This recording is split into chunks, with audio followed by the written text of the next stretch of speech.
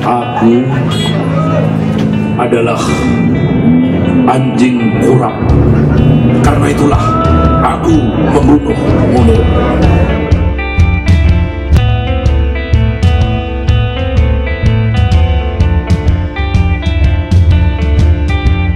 Aku bisa dibuat tak bernyawa di kursi listrik. Ya, jika Diko cukup berbudaya, Diko akan merasakan sesuatu yang kurang sepantasnya ketika mengetahui betapa racun itu sudah diujikan kepada seekor kucing. Dilanjutkan sebuah pesan, racun ini tidak boleh kena orang lain selain Munir.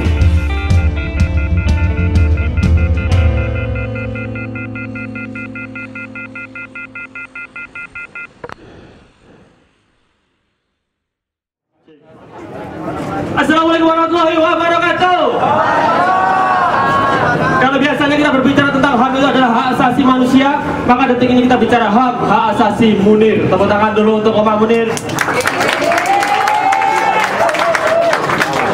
Gini, perkenalkan saya sudah menikah. Saya menikah 4 bulan dan istri saya sudah hamil 6 bulan. Itu saya pikir hak asasi saya kan melakukan itu. Ya.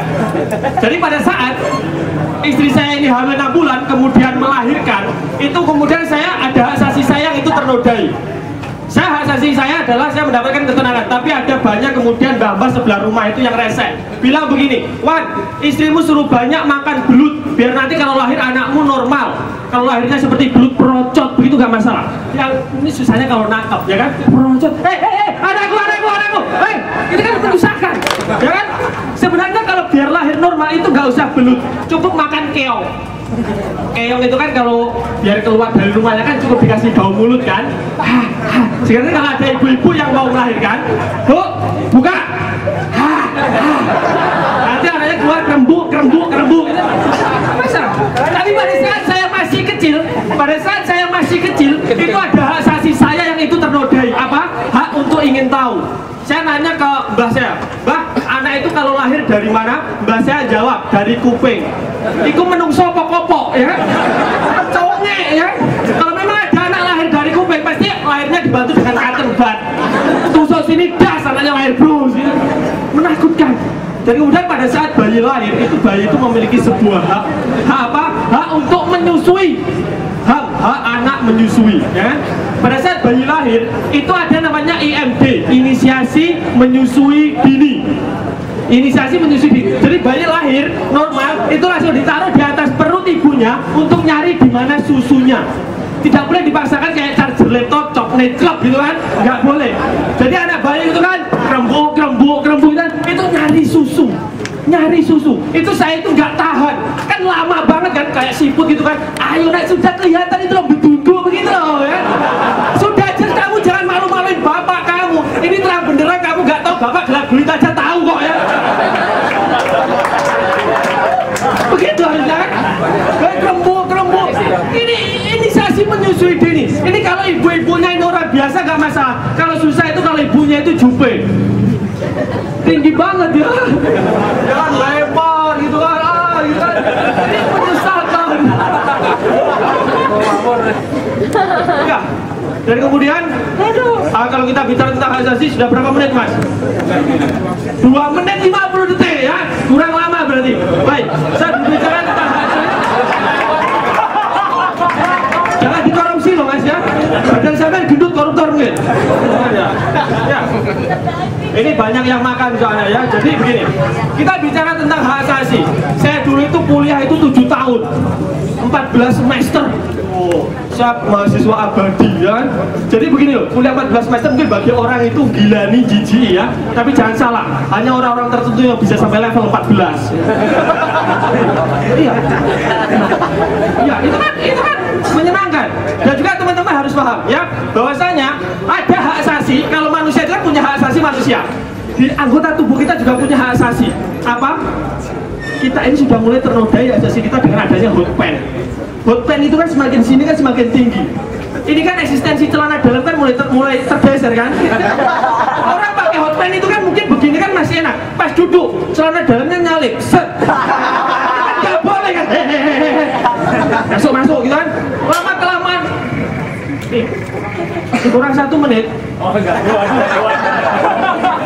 Ya, jadi kan begini loh. Celana dalam kan hot pants itu kan makin lama kan makin naik ini. Nanti lama-lama hot pants itu tinggal bagian ikat pinggang saja. Jadi orang loh, mana celana kamu? Ini saya sudah pakai hot pants. Jadi nanti bisa diganti rumbai-rumbai, gitu kan, daun-daun, itu kan menarik ya. Dan juga yang teman-teman harus ketahui, hot pants itu selalu ukurannya itu lebih kecil dari pahanya. Ya kan? Meski lebih kecil dari pahanya, sehingga bagian kaki ini putih banget. Putih bukan karena mulus, tapi darah nggak ngalir. Sekian dari saya. Assalamualaikum. Halo semuanya. Selamat datang di rumah Munir.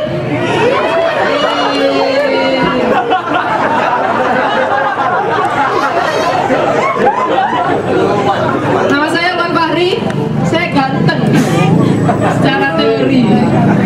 Kalau suruh praktek, remedi. Menurut saya, penegakan hak asasi manusia di Indonesia itu masih terbelenggu. Hal ini terlihat jelas dari kondisi toilet umum di Indonesia.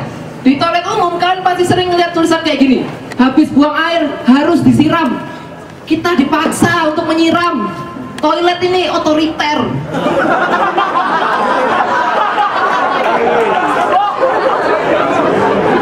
Kita tidak bisa melakukan perbuatan yang kita mau. Misalnya kayak gini, habis buang air nih, enaknya diapain ya? Sembah ya. Tapi menurut saya itu ada orang-orang yang belum bisa menghargai hak asasi manusia orang lain. Misalnya hak asasi untuk hidup sehat. Ini dilakukan sama orang-orang yang suka meludah sembarangan. Saya sebel banget sama orang-orang kayak gini. Sebagai cowok ganteng, secara teori saya nggak pernah meludah sembarangan. Saya tuh kalau meludah di satu tempat aja, yaitu di sembarang tempat.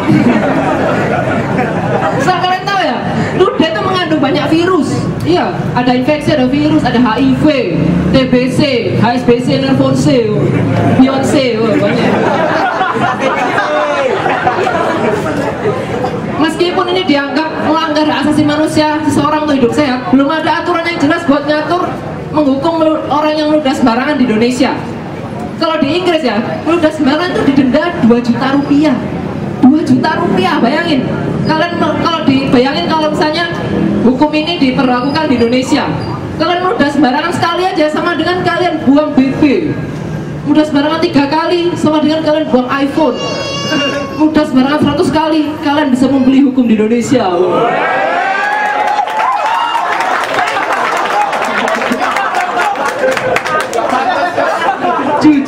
Ju. Pak Hakim bebaskan saya.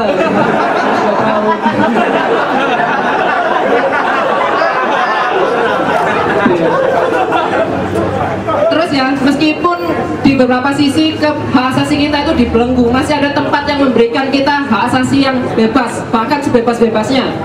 Ini di tempat ini namanya bioskop. Kalian sekarang sadar gak sih banyak orang yang mesum di dalam bioskop? Ya enggak? Itu hak asasi dimanfaatkan berlebihan. Tentang gelap. Iya. Padahal ya, di bioskop itu ada kamera CCTV-nya. Tapi kenapa nggak ada petugas yang memperingatkan kalau ada orang mesum di dalam bioskop? Apakah toleransi di antara kita ini sudah mati ya? Tuh saya nggak kebayang ini gimana sih situasi di ruang kontrol CCTV-nya itu, mungkin kayak gini ya. Itu ngapain ya bangku A1 sama bangku A2 kok bibirnya nempel terus dari tadi? Oh mungkin mereka kembar siam, tempet gusi. Terima kasih sudah mendengarkan. I wanna hear make some noise. First of all, I would like to say thank you very much for Mr. Vincent. Mr. Vincent is a very good guy, he's a very good friend of mine, but I have to say sorry because for the very first time I met Mr. Vincent, I assumed that Mr. Vincent is a Chinese. It's all true because 24 years I've been living, I have 3 friends of Chinese who had named Vincent. Vincent Tan, Vincent Prasetya, and Muhammad Vincent. But Mr. Vincent showed us that Indonesia is a very colorful country. Very colorful. Mr. Vincent is a Japanese, but he has Chinese name, you know. It feels like you are eating gudeg with Fuyung Hai sauce. Anyway, for all of the honorable judges, for all of the comics, for all of the audience, and for Mr. Gudeg, give applause please. I've been remembering Florence Sihombing. She was sued and almost got jailed because she insulted people of Jogja. She almost get jailed. But you have to be able to remember that several months before that, there are some religious extremist people in Jogja who destroyed house for worshipping, but they didn't get jailed, okay? They didn't get sued. In that case, there is one conclusion. If you want to be offensive or insult other people or other places, you have to be first from extremists. Second, you must not be a woman. And third, you must not be ugly. And you know what? Because of that, there is only one person in Indonesia. There is only one person in Indonesia who can insult other people and be offensive to other people without getting jailed. Prabowo. Any Prabowo supporters here? Any Prabowo? Well, if there are any Prabowo supporters, well, fuck you.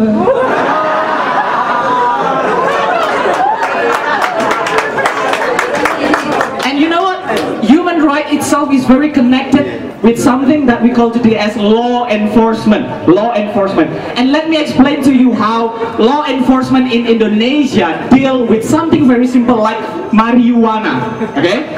In Canada, the government there destroy marijuana by blending them and then dry them up. In Albania, the government there destroyed marijuana by burying them down at least 60 centimeters under the ground. And in Indonesia, the government here destroyed marijuana by burning them in front of the public, in the police station, usually after Friday prayers. Oh yeah, the police in Indonesia will have an event called Marijuana Wal Jamaah.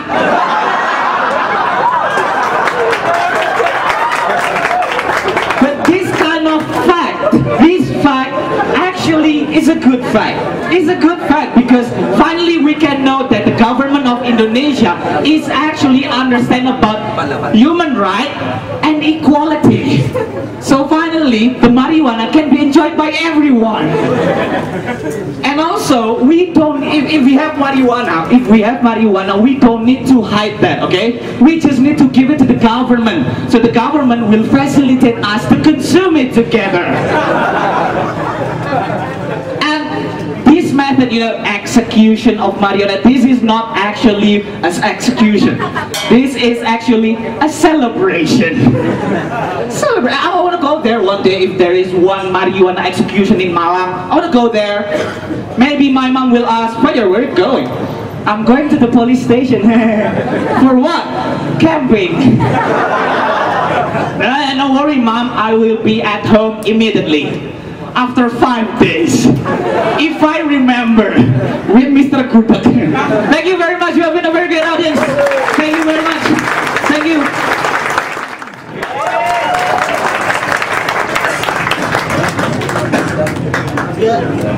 Ya, saya ini dokter fisik ya. Kalau ngomongin masalah HAM, banyak diskriminasi bagi orang cacat di Indonesia. Contohnya, ibu-ibu kalau nasihati anak, dia jangan lari-lari nanti jatuh. Hati-hati kalau lari nanti jatuh. Saya nggak pernah digituin.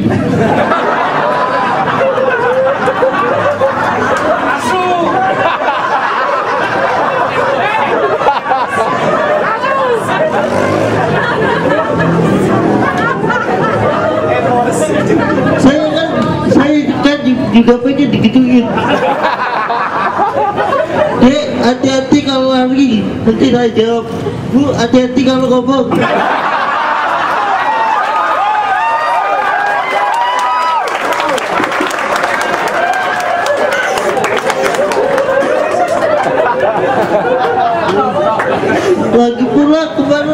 saya ketemu ibu-ibu bawa anaknya, ibunya lihat saya suruh ke anaknya, dia hati-hati kalau lihat TV, lihat mas itu korban semedon. Ini kan gak enak. Akhirnya saya nasihati adiknya juga, dia bener kata ibu-ibu, kata ibumu, hati-hati kalau lihat TV, lihat ibumu apa sinetron.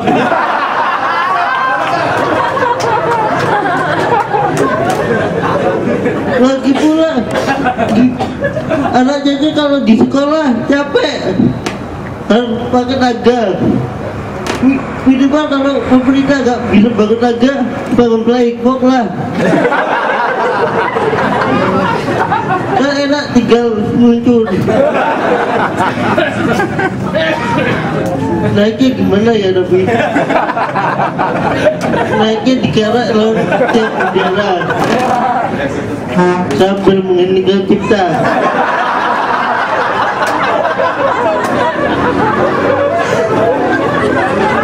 Lagi pula anak jajan itu sering dibully.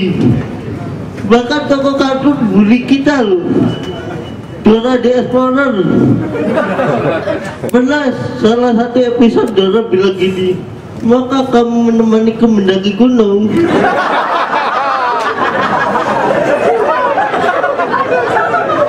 Kalau saya jatuh gimana? Dora yang bilang bagus.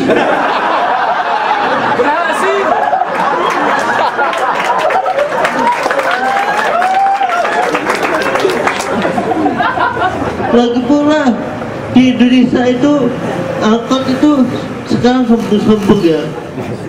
Saya kemarin nyetok angkotnya nggak mau berhenti, saya ketabrak. Lagi pula pemerintah sekarang ingin merencanakan pemotongan harga untuk orang cacat. Itu kan saya nggak suka. Itu kan mendiskriminasi kita. Yang kita butuhkan adalah perhatian khusus. Perhatiannya apa? Beri kamu pekerjaan. Pekerjaan apa? Jadi supir angkot. Kan enak kalau saya jadi supir angkot. Ada ibu-ibu naik, Pak ini justru arah kemana? Saya juga nggak tahu Bu. Saya kan orangnya pasrah.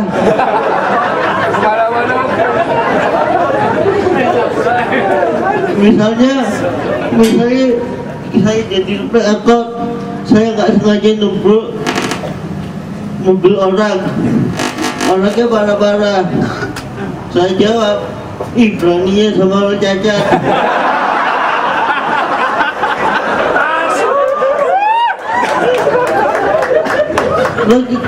Lagi pula biaya kesehatan di Indonesia ini mahal, sampai 15 juta kadang-kadang.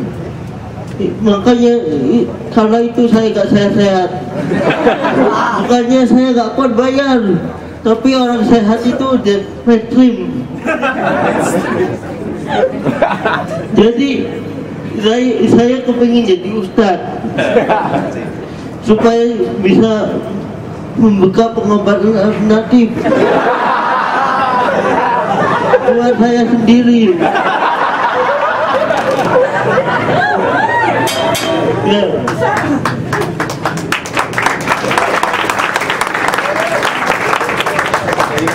Dulu itu saya bercita-cita jadi polisi, tapi kalau saya jadi polisi bakal punya jabatan, masuk tim forensik, jabatannya korban.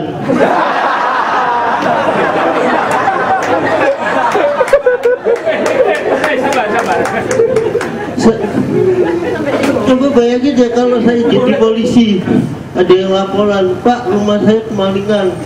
Saya jawab, Pak saya ini nggak bisa ngejar maling, jadi tolong bilangin malingnya ya, saya tunggu di sini.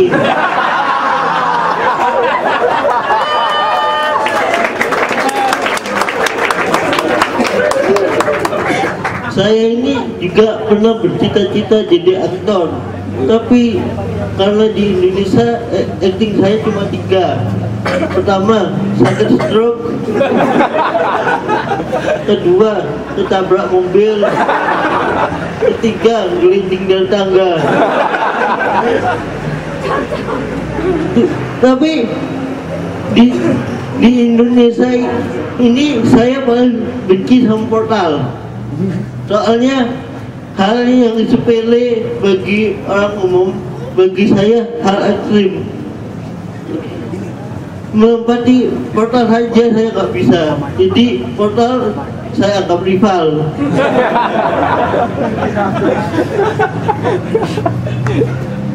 Saya cari di Google kelemahan portal, nggak ada. Rival yang sulit. Portal kalau saya ketemu portal, saya mesti teriak, portal, hari ini saya bakal mengalahkanmu. Portalnya diem aja. Kalau menang dia udah sombong.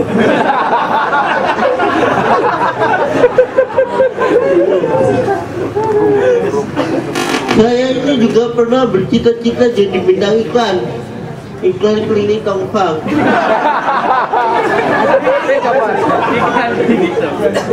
Kalau saya jadi bintang iklan klinik Tongfang, saya bilang, dulu saya cacat fisik, tapi semenjak ada klinik Tongfang, saya jadi bintang iklan. Terima kasih klinik Tongfang.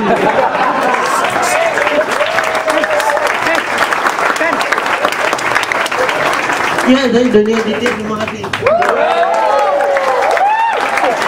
Assalamualaikum warahmatullahi wabarakatuh.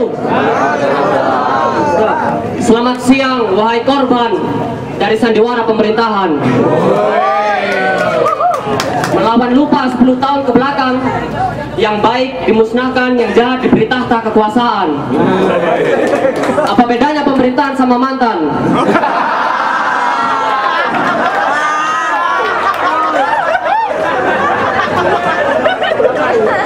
Kita sudah memberikan apa yang mereka inginkan, tapi kita dilupakan tidak lebih dari sebuah kenangan.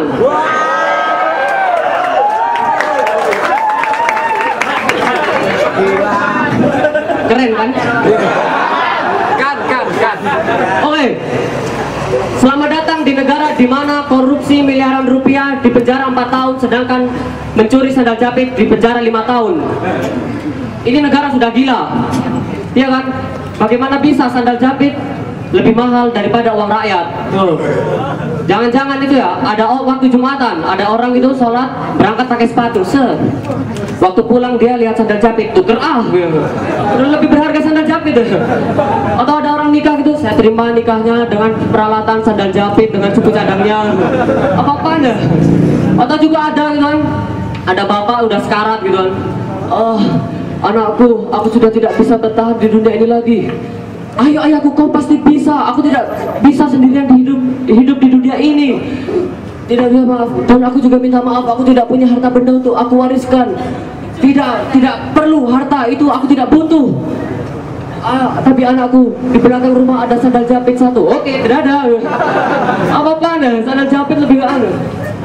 Dan juga, selamat datang di negara katanya semua orang berhak mendapatkan pendidikan yang layak. Itu apa-apanya. Bahkan di daerah sana itu masih banyak sekolah yang tidak ada lantai keramik, tidak ada hiasan dinding, tidak ada pintu, tidak ada jendela, tidak ada atap. Ternyata sekolah sepak bola.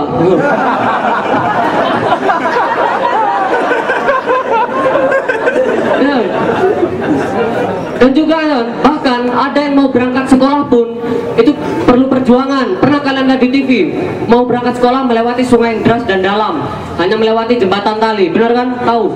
Ya itu, bayangkan ada anak SD cewek gitu kan, dia sudah pamit pada orang tuanya demi mengayang pendidikan kan, dia lewat jembatan tali itu, hujan, angin topan, lahar dingin di bawahnya, ada Godzilla lewat gitu, ekstrim ada. Dia sampai kepleset mau mati kan, nyampe ujung, terus dia berjalan ke sekolahnya, tapi di depan sekolahnya ada papan pengumuman, maaf sekolah libur, guru sedang skultur ke luar negeri. Oh ada. Dan juga bahkan ada guru itu yang mengajar banyak pelajaran dalam satu sekolah, kan kasihan ya.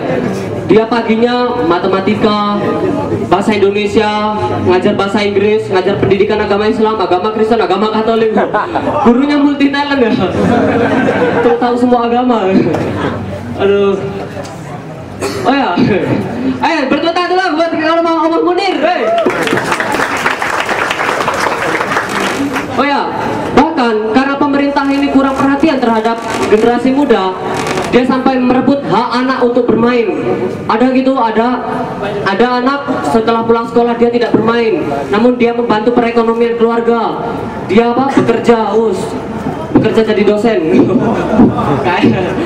Bahkan juga ada gitu, yang menjajakan kue basah gitu ya, kerupuk disiram kue basah. Ya, dia berjualan gitu ke kelas demi kelas ke teman-temannya gitu kan. Dia nggak malu ke teman-temannya gitu kan, soalnya teman-temannya jualan juga. Ya. Dia ke sekolah itu gak hanya bawa tas sama PR gitu kan. Dia bawa pisang goreng, bawa tahu berontak, bawa pisang isi tahu sambil digoreng terus sambil berontak gitu. Ya. Terus juga ada apa? Dia kan ditanyai gurunya, "Nak, apa kau tidak malu berjualan di sekolah ini?" "Tidak, Ibu Guru." "Loh, apa kau berjualan ini demi bayar SPP?" "Tidak, Ibu Guru, saya berjualan ini buat beli kunci UNAS." Oke, selamat siang. Selamat siang semuanya. Kenalkan, nama saya Indra Cahya. Saya ini sekarang kita berdiri di sini semuanya, kita memperingati 1 dekade meninggalnya Munir. Yang mana HAM itu belum ditegakkan gitu. Tapi menurut saya, kalau saya pikir-pikir, hampir semua orang itu pernah dilanggar hak asasinya, termasuk saya gitu. Saya dulu waktu kuliah dulu, saya itu mau ujian skripsi itu nggak boleh, karena apa coba? Karena saya brewokan. Kenapa coba? Saya pikir, aduh, kenapa ya saya brewokan kok nggak boleh? Padahal emang kenapa gitu? Saya nggak bisa nyimpen contekan di brewok saya gitu, nggak bisa. Lagian salah apa gitu brewok saya gitu? Brewok saya nggak pernah nyulik orang kok, nggak pernah nyulik aktivis. Kenapa gitu? Kenapa saya tanya gitu? Saya penasaran gitu. "Ibu, kenapa saya nggak boleh ujian skripsi?" "Karena brewok kamu serem," gitu katanya. Ini stereotyping, nggak boleh nih. Kenapa kalau brewok serem nggak boleh gitu? Kan orang ini loh bilang brewok saya serem. Dia nggak pernah lihat Surya Paloh apa gimana? Nggak pernah lihat Hagrid, Dumbledore gitu. Iya. Lagian menurut saya orang brewokan itu nggak serem. Menurut saya orang brewokan itu nggak serem. Kalau orang brewokan serem, nggak mungkin disembah.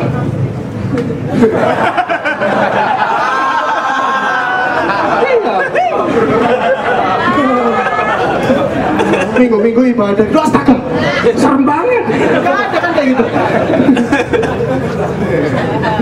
Tapi kalau ngomongin HAM ya, ini kalau kita menelaah HAM itu apa, kenapa HAM itu ditegakkan, itu pasti kita akan sampai pada suatu konklusi gitu. HAM itu ditegakkan karena ada penjahat HAM, ya nggak?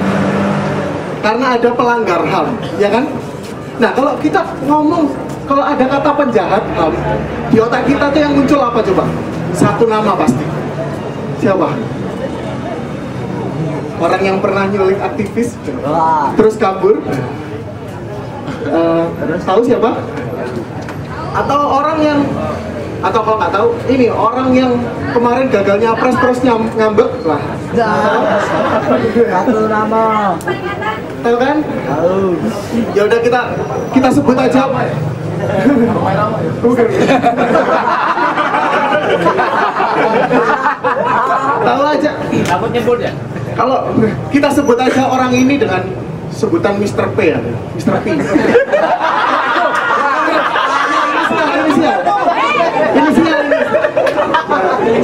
Inisial ya. Tapi kalau ngomongin Mr. P ya, bukan ini. Itu maksudnya. Kalau ngomongin Mr. P, ini saya sebelah sama media. Media itu over informasi itu. Over informasi kita terlalu banyak ditaburin micin informasi sehingga kita bengkok. Tahu nggak apa yang komplimen media terhadap Mr. P ini? Tegas. Mr. P tegas, Mr. P tegas. Padahal, tapi ya menurut saya, Mr. P ya haruslah tegas. Dia kan orang militer gitu. Orang militer tuh harus tegas, siap Pak, siap. Asal Bapak suka, siap Pak. Culik, siap Pak, siap. Ya. Emang ada orang militer kemayu gitu? Gak ada. Gak ada kan? Mr. P, pimpin apel. Tuh, males. Tuh pakai baju doreng lagi. Aku kan pengennya pakai legging macan Asia.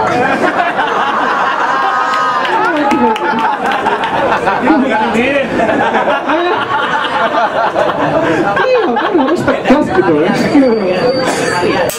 Kan kalau misalkan gini, kalau ada orang ya, kalau ada kita memuji orang, seseorang itu tegas, itu kita kudunya memuji orang itu tegas tuh bukan orang yang sudah tegas gitu. Kita kayak misalkan memuji gini deh, memuji kayak Waria gitu, Waria yang kalau nyanyi feminin tau gak? Aku tak mau, gitu. Terus pas kita kasih duitnya, dia bilang, kurang, wih tegas banget, itu baru tegas. Itu baru tegas. Kalau Mr. P itu emang tegas dia tuh. Jadi kalau ada yang menentang, lenyap. Tapi kalau orang itu, menurut saya manusia itu egois. Kenapa? Karena manusia itu nggak cuma mengambil hak asasi orang lain, tapi juga hewan gitu. Terbukti dengan adanya animal print. Tahu kan animal print, cewek-cewek yang suka pakai tuh apa namanya, baju zebra, baju macan tutul. Itu ada loh baju animal print yang diambil dari hewan asli, coba. Hewan asli. Ini saya nggak paham sama cewek-cewek ya. Cewek itu nggak puas sama bulunya sendiri. Dia alis dikering, bulu mata di extension, bulu kaki di wax gitu. Tapi dia malah ngambil bulu hewan lain untuk jadi bajunya. Gimana coba? Ini kalau hewan-hewan lain itu yang bulunya diambil, tahu ini pasti merasa eksistensinya terancam pasti. Ada macam tutul gitu kan, leye-leye di taman safari gitu. Ada mbak-mbak lagi macam tutul, dia lihat, astagfirullahaladzim, dia membunuh temanku. Dia merenggut hak asasi temanku. Terus dia memberikan kabar duka itu kepada temannya lagi. Bro, kamu udah dengar kabar duka belum? Iya, kabar duka soal bau. Iya, dia jadi legging loh. Ya kasihan ya dia padahal pengen jadi macan Asia. Terima kasih, nama saya Indra.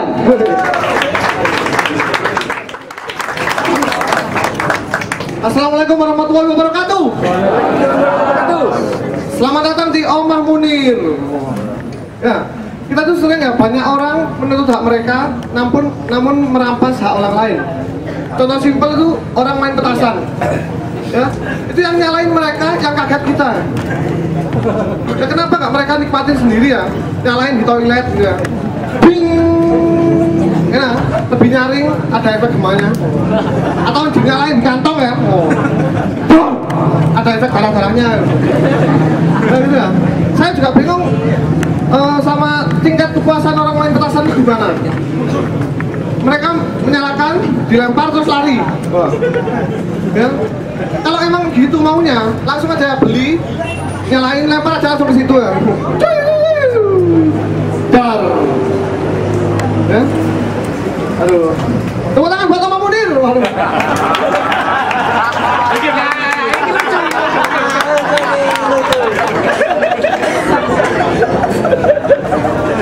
Petasan ya. Nah gitu ya. Orang main petasan juga gitu.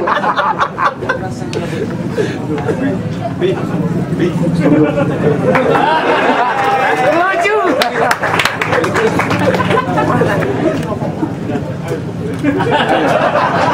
Apa mana?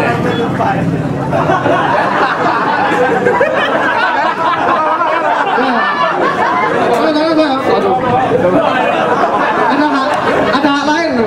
Orang yang merampas hak orang lain itu ya, salah satunya ya itu perokok. Ya, karena perokok itu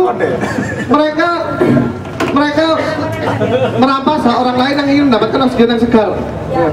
Smoking area diciptakan untuk mereka merokok di situ. Kenyataannya mereka merokok di mana-mana. Polusi di mana-mana. Bagi kita yang nggak merokok, tempat paling polusi yang bebas dari polusi adalah smoking area. Ya. Tagline rokok sekarang juga aneh-aneh ya. tagline rokok makin hari makin cuek. Kalau dulu itu merokok menyebabkan kanker, serangan jantung dan lain-lain. Sekarang merokok membunuhmu. Ya. Mungkin suatu saat merokok sakarmu. Kamu ini sakit gak takut, mati gak takut, terserah kamu ya. Aku lo cuek.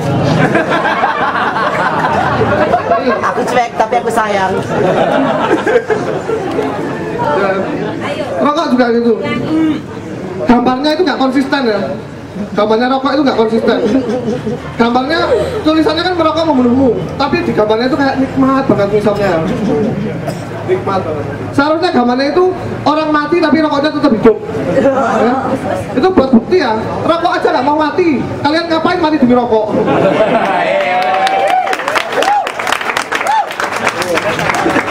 Sekarang ada katanya itu kalau kecanduan rokok itu disuruh makan permen. Ingat dulu waktu kasus anak kecil yang kecanduan rokok itu, anak kecil kecanduan rokok, nah itu ya, itu mungkin dulunya kecanduan permen. Kasih rokok berhenti makan permennya, ketagihan rokok akhirnya. Kasih permen lagi, ketagihan permen. Berhentinya ternyata dikasih permen rokok, tapi tetap dibakar. Terus yang menuntut hak lagi, cewek itu kalau menuntut haknya itu berlebihan. Ada teman saya itu ke mall sama cowoknya, ceweknya, aku mau beli tas itu. Cowoknya, aduh saya nggak bawa uang. Kamu nggak bawa uang ya? Ya udah pakai uang dulu ya, nanti kamu ganti. Ini maksudnya apa? Butuh siapa? Cowok nggak tahu diri ya. Dalam hati ngomongnya. Itu kan nggak mungkin cowok melakukan gitu ke cewek ya. Misalkan, sayang aku ingin beli sepatu futsal itu. Aduh sayang, aku nggak bawa uang. Oh kamu nggak bawa uang ya? Ya udah kita pulang aja, aku juga nggak bawa uang. Itu kan bukti kalau cowok itu nggak matre. Ya emang nggak mampu. Saya mau tarik, terima kasih.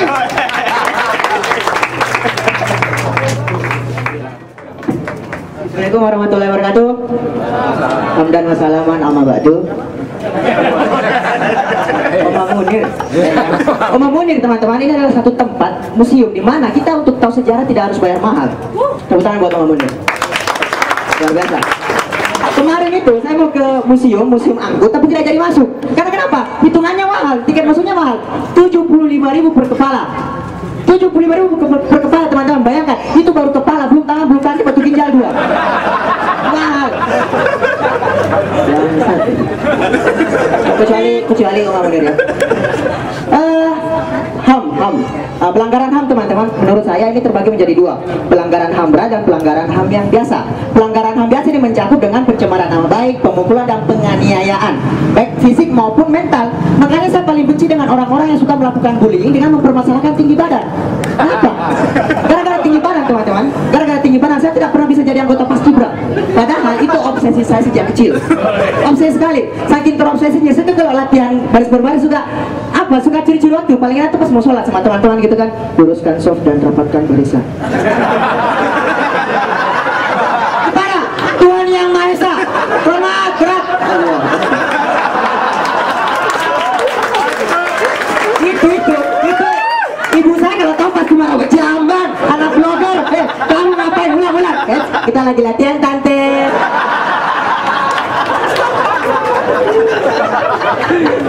Teman-teman, pelanggaran HAM yang paling berat menurut saya adalah tindak korupsi.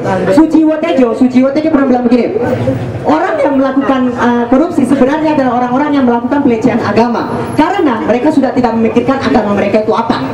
Yang mereka pikirkan cuma apa kata nafsu, betul? Tidak ada bedanya dengan orang-orang yang melakukan onani. Bahkan bagi saya, maaf, orang yang melakukan onani sedikit lebih baik daripada orang yang melakukan korupsi. Kalau onani apa? Mereka cuma buang-buang sumber daya manusia kan? Ya, Mas. Tapi kalau korupsi mereka jelas-jelas membunuh jutaan sumber daya manusia dan itu jelas merugikan.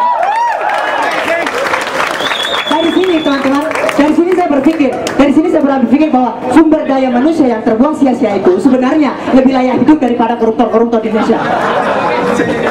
Serius teman-teman. Ini materi saya jumlahnya 2 SKS, kalau nggak paham bisa ulang.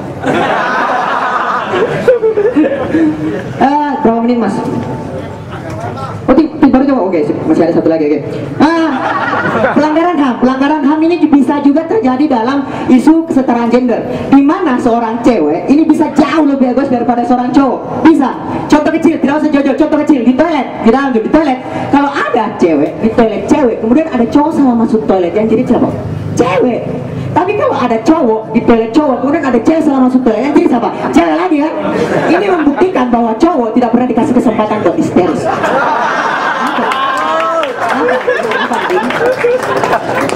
Kenapa? Tapi ada satu momen di mana seorang cewek tidak bisa mengalahkan seorang cowok. Kencing berdiri. Kencing berdiri. Cewek kalau kencing berdiri, itu kan apa ya? Ibarat kayak air mancur yang sedang tersumbat. Airnya kemana-mana. Sekian dari saya, terima kasih.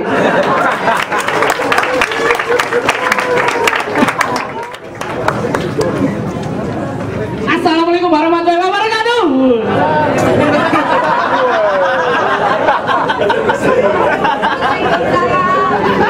Ya, perkenalkan, nama saya Raisa. versi Lego kecil. Dan saya mau ngomongin hak tentang mengembangkan bakat dan minat.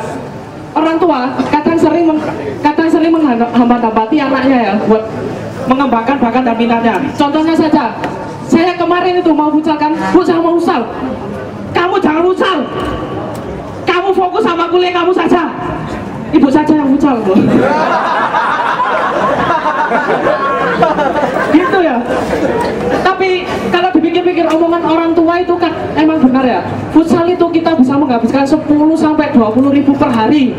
Bayangin kalau uang itu kita kumpulkan 2 tahun, itu bisa buat kita pergi ke Mekah bikin lapangan futsal. Yang futsal tetap mak saya. Kan gitu ya. Saya mau ngomongin hak asasi manusia. Perlu kalian tahu ya, hak asasi itu bukan hanya milik manusia, tapi hewan juga punya hak asasi. Contohnya aja, kita kan pernah diajarin ya, kalau kalian nyiksa hewan, kalian akan dibalas dengan yang setimpal di neraka nanti. Kemarin ada kucing ya, berantem, ngangeong, saya siram pakai es, biar jadikan enak. Nanti di neraka saya disiram sama kucingnya pakai es, biar. Jadi ujung-ujungnya saya bukan disiksa, tapi es bucket challenge.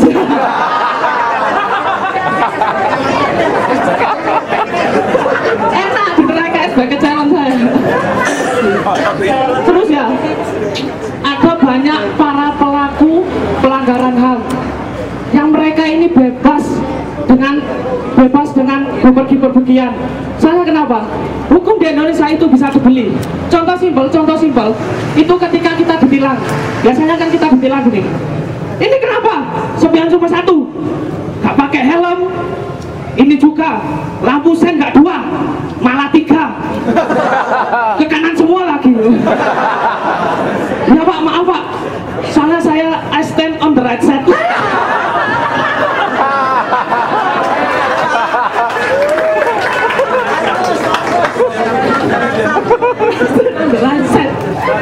Dan ketika kita ditilang ya, kita pasti akan diberi opsi 2 ya, cepat atau sidang. Kalau cepat 150.000, itu kan mudah ya, ya saya harus pilih yang paling mudah. Coba kalau pilihannya ini yang sulit, kamu pilih cepat, sidang, apa karaokean? Itu makin sulit. Jauh tadi karaokean. Terus ada lagi ya, anak pejabat itu pasti semena-mena dengan namanya hukum. Contoh simpelnya, kalau anak pejabat ini kena tilang, Brit, kamu kena tilang. Oh, saya kena tilang Pak. Bapak nggak tahu jabatan ayah saya apa? Emang apa Dek? Ketua OSIS. Terima kasih, nama saya sudah.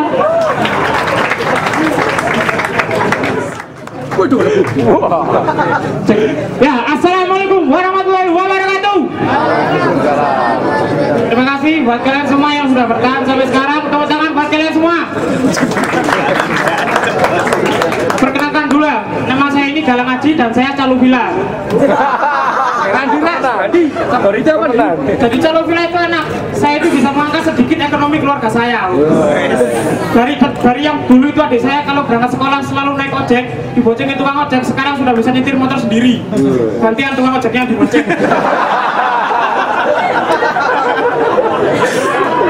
Dan mama saya sekarang itu udah sosok jangan ikut-ikutan gaya. Sekarang kalau di kamar tidurnya ada nyamuk, udah nggak pakai obat nyamuk yang bakar, pakainya obat nyamuk yang semprot, tapi makainya masih dibakar. Ini apa? Hak asasi manusia. Bicara tentang hak, di tempat saya jadi calon villa, itu ada peraturan bahwa setiap calon villa berhak menolak tamu berpasangan yang belum menikah untuk menginap. Gara-gara ini sekarang di villa saya itu bersih, gak ada lagi orang yang masih berpasangan, adanya masih berkelompok ini.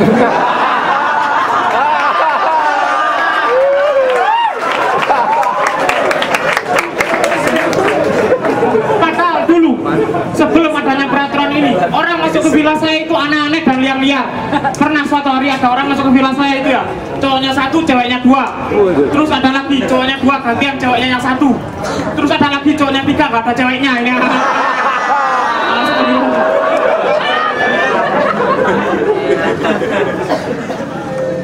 Dan bicara tentang hak, menurut saya di daerah-daerah terpencil masih banyak sekali warga negara Indonesia yang belum mendapatkan haknya.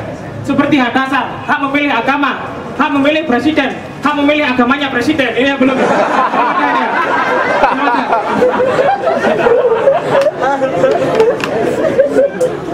Dan mungkin banyaknya warga negara yang belum mendapatkan haknya itu karena program-program dari pemerintah banyak yang tidak bersinggungan dengan hak mereka yang semestinya. Misalnya program pembagian kondom gratis. Ini buat apa kondom dikasih gratis kalau beras miskin masih harus dibeli?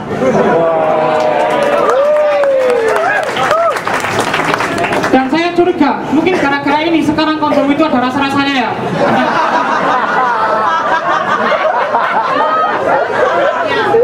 Soalnya makanan pokok orang Indonesia bukan lagi beras, bukan lagi nasi, tapi kondom. Dan sekarang rasa-rasa kondom itu aneh-aneh. Ada rasa jambu, apel, arning, titik jahe, apa ya?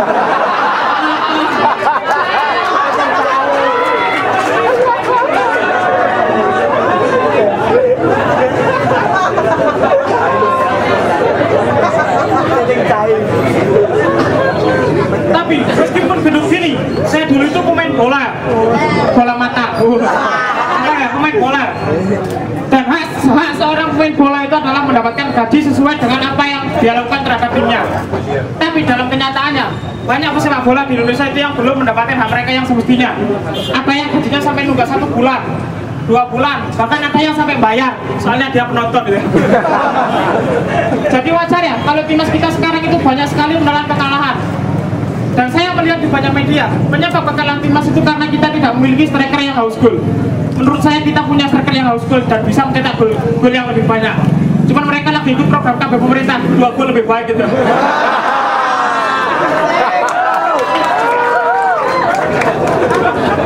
Dan yang paling membuat saya kecewa itu waktu Indonesia itu kalah dari Belanda.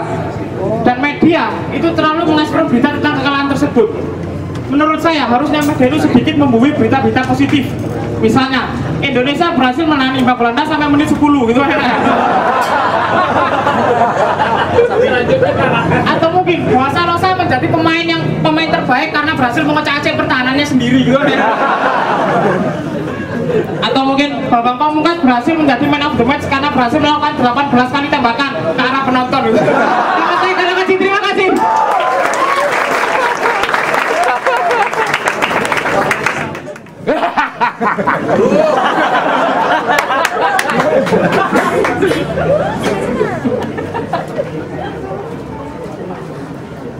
Selamat sore teman-teman sekalian. Sore sudah. Selamat datang di Omah Munir. Tepuk tangan untuk Omah Munir. Oke.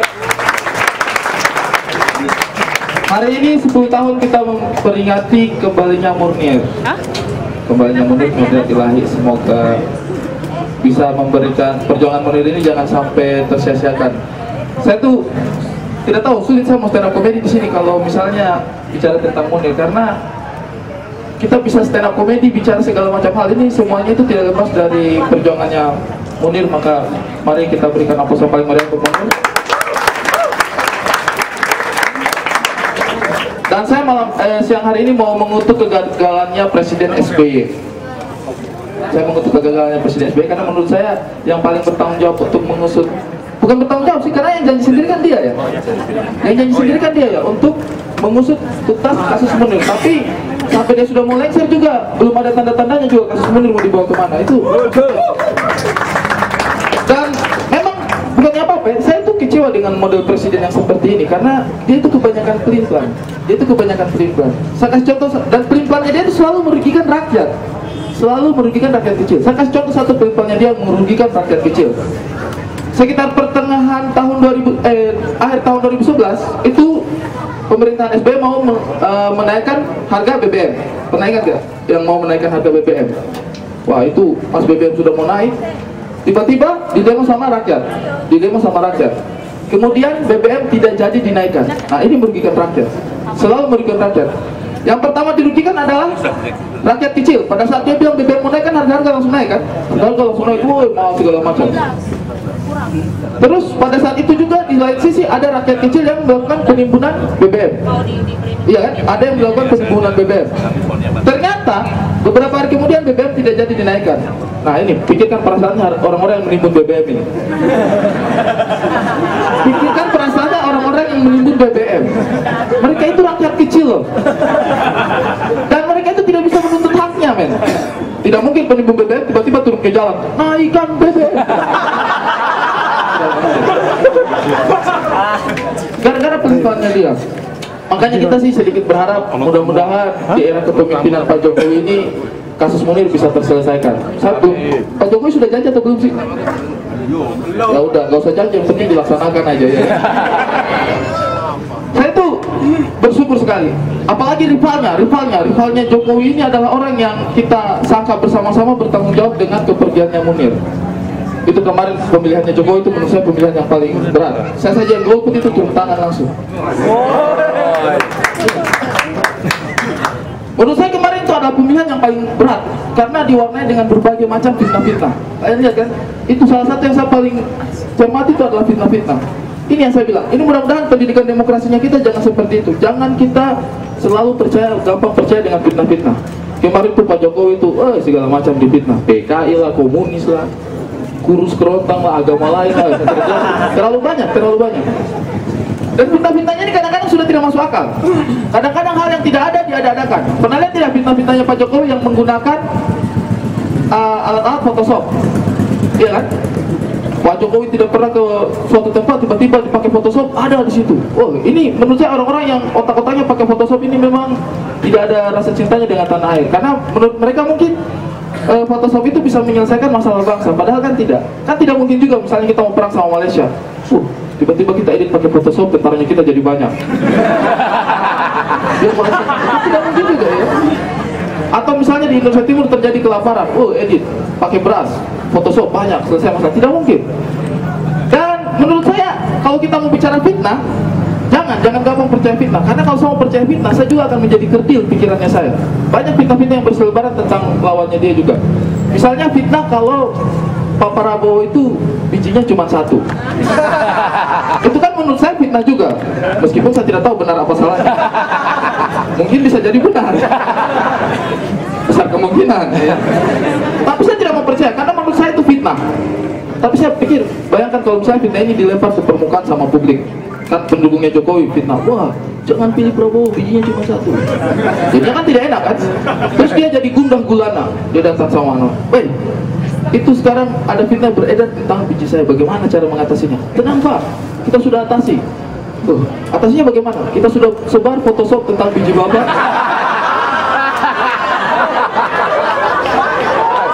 Kita buktikan kepada rakyat. Kan gampang kan, tinggal diambil biji kirinya, dikrotak, copy paste, dijual dikit. Jadi banyak juga bisa. Jangan gampang percaya fitnah, Dan fitnah ini selalu dikemukakan oleh media-media. Saya juga tidak pernah berpikir ini media-media ini sepertinya. Maksudnya apa sebenarnya media-media?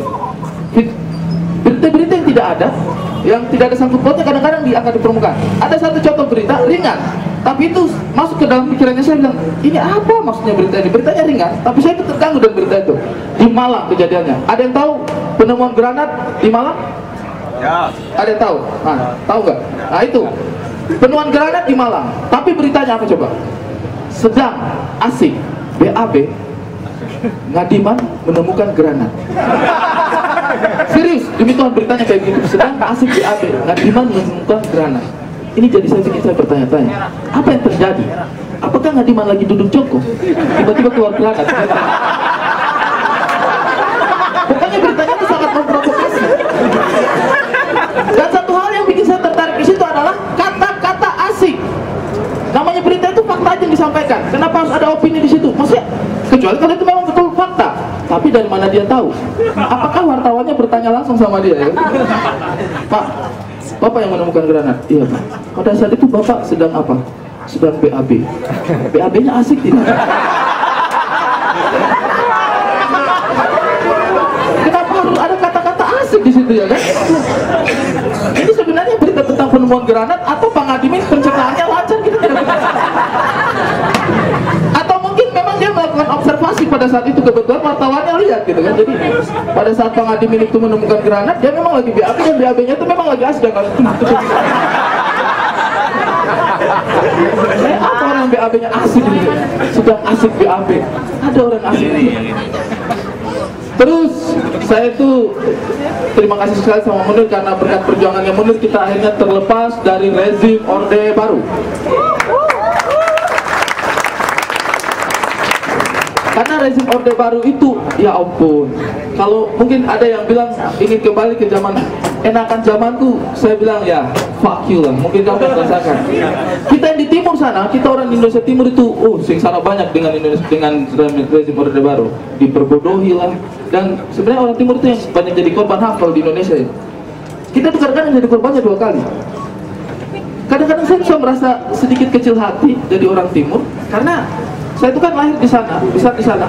Itu kita makanan saja 4 sehat 5 sempurna itu susah, kurang gizi. Sampai di tanah Jawa, setiap ada perkelahian, kita yang harus maju duluan. Ini kan tidak masuk akal. Kayak kita yang kurang gizi, tapi kita yang harus kuat. Mau takut orang-orang.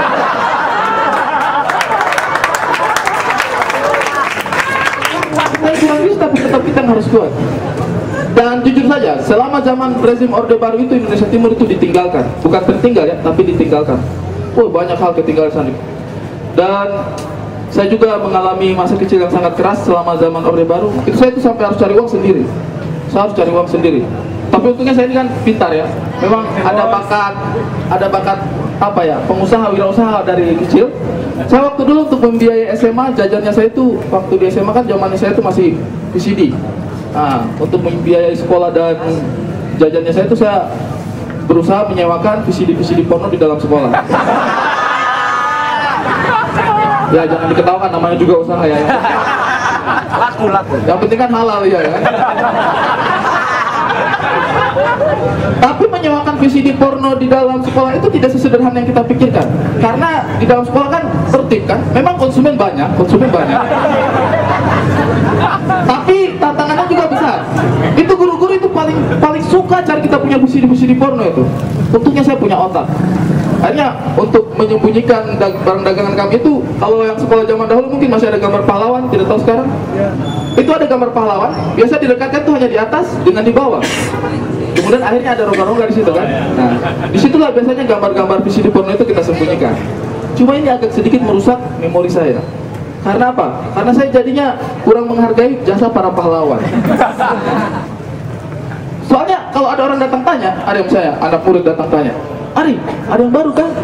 Saya, mau yang apa? Prancis itu kayaknya Teguh Umar deh.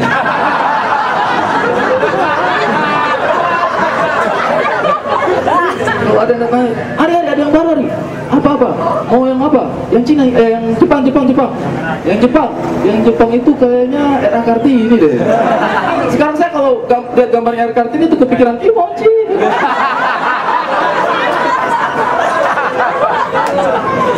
Agak merusak pikiran saya, serius. Tapi pada suatu hari akhirnya bisnis kami ini berhasil digulung oleh guru-guru di sekolah. Guru-guru melakukan razia besar-besaran. Akhirnya ketemu, semua VCD pornonya saya itu ketemu. Wah, diambil terus dibakar. Sama-sama dengan ganja juga dibakar sekalian di situ. Wah, susah saya. Hampir bangkrut saya waktu itu. Cuma berkat usaha yang gigih, akhirnya saya memulai lagi bisnis menyewakan VCD porno ini dari bawah. Tapi saya akhirnya harus mencari tempat persembunyian yang paling bagus. Dan akhirnya di sekolah itu saya temukan tempat persembunyian VCD porno yang paling bagus. Ternyata jangan di balik ke poster pahlawan, tapi di baliknya ini aja, Ernest Prakasa. Selamat sore teman-teman semua, terima kasih, senang bisa berada di sini. Tepuk tangan buat Pak Jokowi, boleh? Tepuk tangan buat Pak Jokowi. Nah, ini yang nggak tepuk tangan ini antara dua ini. Dukung Prabowo, yang dukung Prabowo ada? Oh, dukung Prabowo tapi ke Omah Munir ya. Salah tempat Mas, itu kayak bulan puasa datang ke tempat babi panggang, itu agak salah tempat, kurang pas. Kurang pas. Teman-teman tahu ini tulisan apa? Ya, milik pribumi, maksudnya apa di balik itu gitu. Tahun 98 waktu kerusuhan, tulisan ini ada di banyak rumah di Jakarta. Tulisan ini bisa menyelamatkan nyawa orang, teman-teman. Saya nggak bohong. Di tulisan ini banyak yang menyoretkan di tembok mereka dengan tulisan ini, yang pakai pilok, spidol, ada yang pakai lipstick, eyeshadow, atau juga lah apa aja yang ada gitu ya, untuk menyatakan bahwa mereka orang pribumi, bukan orang Cina gitu. Dan dengan hanya sesimpel tulisan seperti ini mereka bisa selamat. Keadaannya waktu itu tuh ngeri banget. Makanya waktu tahun 98 udah cukup lama, makanya begitu kita masuk ke pemilu yang sekarang, banyak teman-teman yang tidak merasakan ngerinya tahun 98. Itulah kenapa Prabowo bisa dapat segitu banyaknya suara ya. Dan di Twitter cukup banyak public figure yang mendukung Prabowo. Terus mereka dituduh, wah ini pasti bayaran. Kalau menurut saya belum tentu kalau public figure nge-tweet tentang Prabowo itu belum tentu bayaran. Bisa aja emang dasarnya goblok gitu, bisa aja. Jangan meremehkan mereka gitu dong, belum tentu dibayar ya. Bisa aja emang tolol aja gitu dari sononya. Saya tuh sebenarnya secara pribadi nggak punya masalah sama Pak Prabowo, nggak ada. Cuman saya takut aja kalau dia jadi presiden. Ini kita kayak tadi Ari udah bilang, salah satu perjuangannya Cak Munir, kita jadi hak asasi manusia ini bisa ngomong bebas gini. Kalau Pak Prabowo presiden, saya nggak akan bisa ngomong kayak gini teman-teman. Bisa, tapi besok hilang ya kan. Lu lihat Ernest ya? Kayak kemarin di Batu deh dia. Mana dia sekarang ya? Ini ngomong kalau di jet saya ada titik merah, tolong kasih tahu ya. Ada titik merah di sini, tolong kasih tahu gitu. Nanti saya ganti topik aja gitu. Saya galau. Apalah yang ringan-ringan gitu. Tapi pemilu kemarin itu seru banget. Seperti kata Ari, banyak fitnah diarahkan ke Pak Jokowi. Tapi segala fitnah itu gagal karena menurut saya ada satu peluru yang tidak mereka pakai.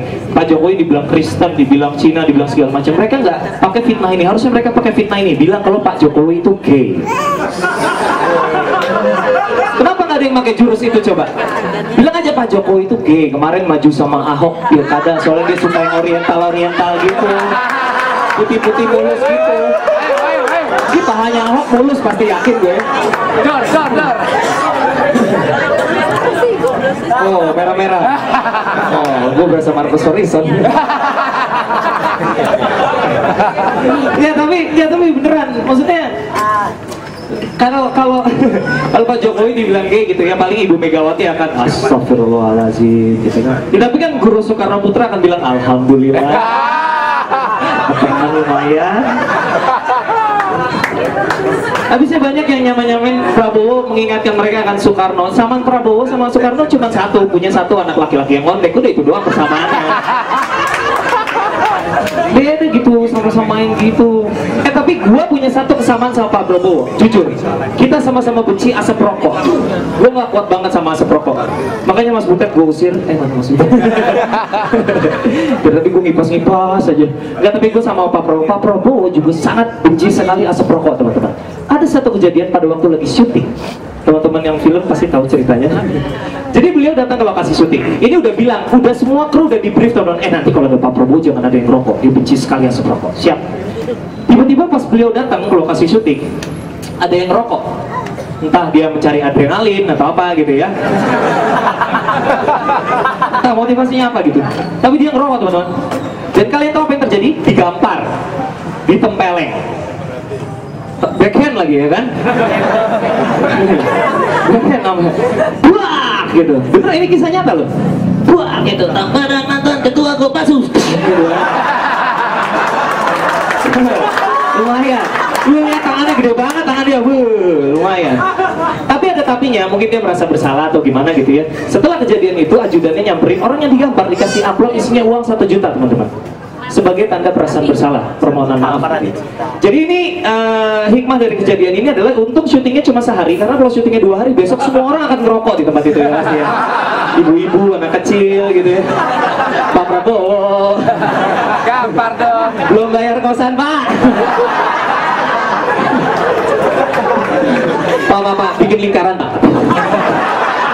Kalau lingkaran 1,5 juta ya Pak.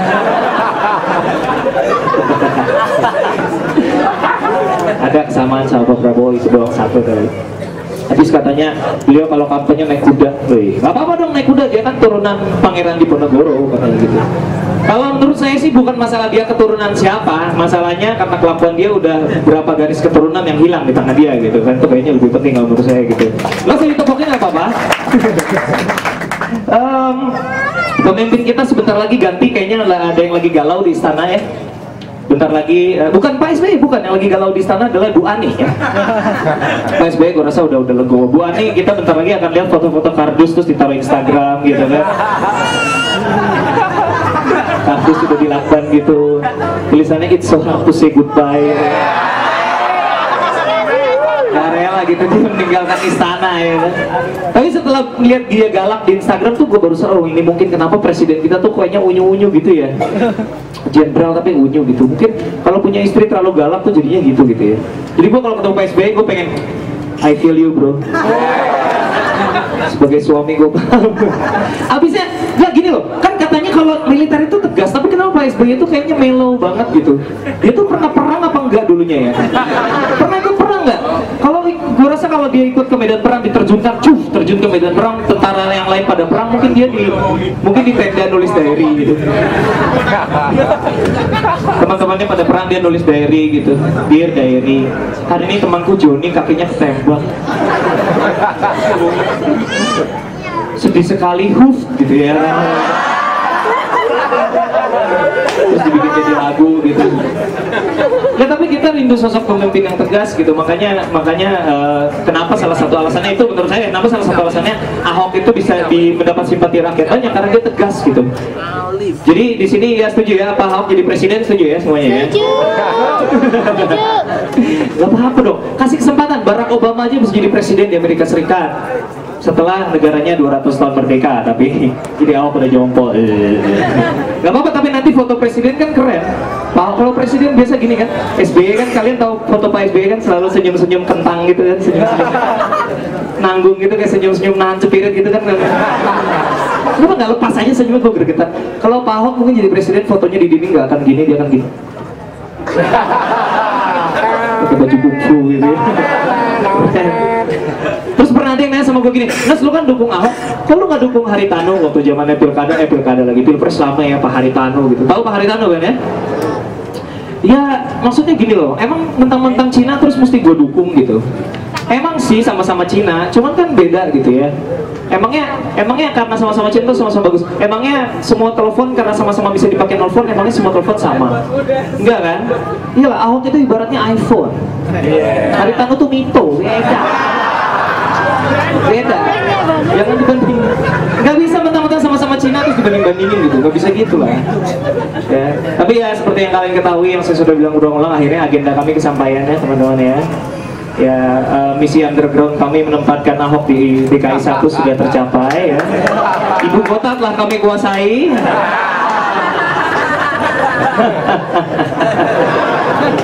Rasain loh.